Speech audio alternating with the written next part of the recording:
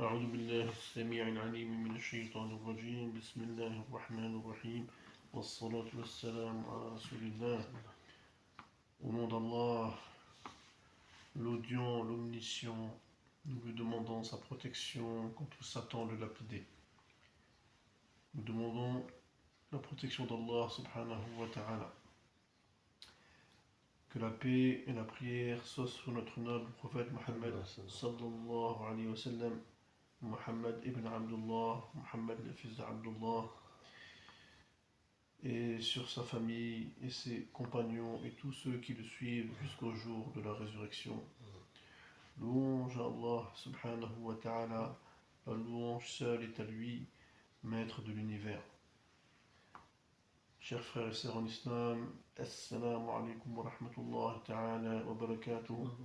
Nous vous saluons avec la meilleure des salutations, qui est la salutation de l'islam.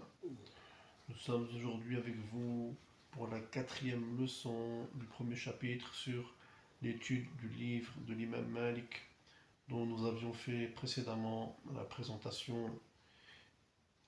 Et il s'agit du livre de Muwatta Malik.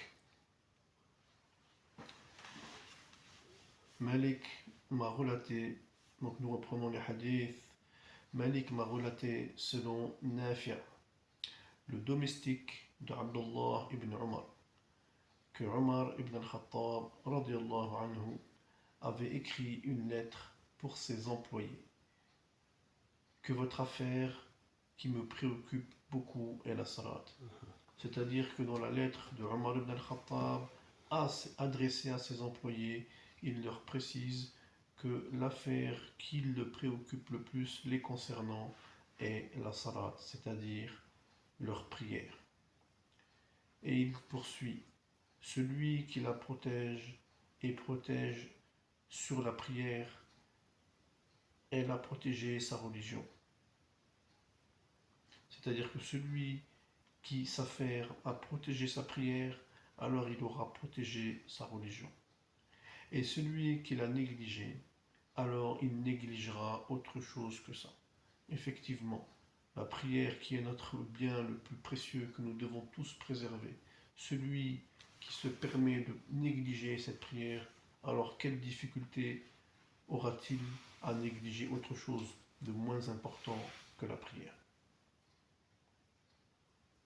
Puis il a écrit ensuite que vous devrez prier salat al-dhuhr, c'est-à-dire la prière de dhuhr, quand votre ombre représente une coudée. Une coudée, c'est-à-dire la distance d'une coudée, jusqu'à ce que votre ombre atteigne votre taille.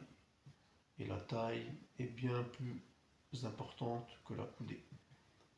Et cette parole de Omar ibn al-Khattab traduit bien la durée pendant laquelle la prière du dhuhr peut être réalisée.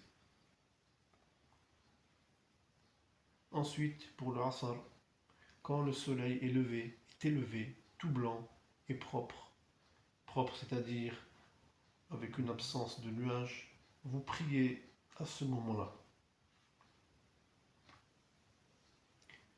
Au travers de ces paroles de Omar ibn al-Khattab, nous comprenons plusieurs choses.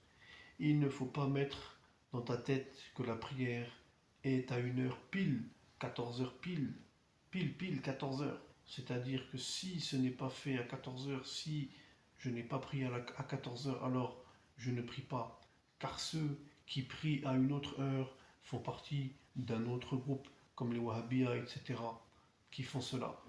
Ce que nous entendons beaucoup dans nos pays.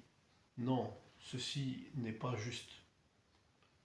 La justesse, c'est plutôt que la prière a un temps qui débute et une fin. Et entre tout ce temps-là, nous pouvons réaliser la prière à la première heure ou bien à la deuxième heure. Donc nous disons qu'en réalité, il y a 2 heures de prière, comme nous l'avons vu dans les différents hadiths. Et c'est cela que Omar ibn al-Khattab a insisté et a précisé à ses employés afin qu'ils appliquent ce que le prophète sallallahu alayhi wa sallam nous a enseigné. Nous demandons à Allah subhanahu wa ta'ala de nous accorder la bonne compréhension de ces différents hadiths, de ces différents enseignements, de nous permettre de le pratiquer et de le transmettre. Wa sallallahu ala rasulil karim. Assalamu alaikum wa rahmatullahi ta'ala wa barakatuh.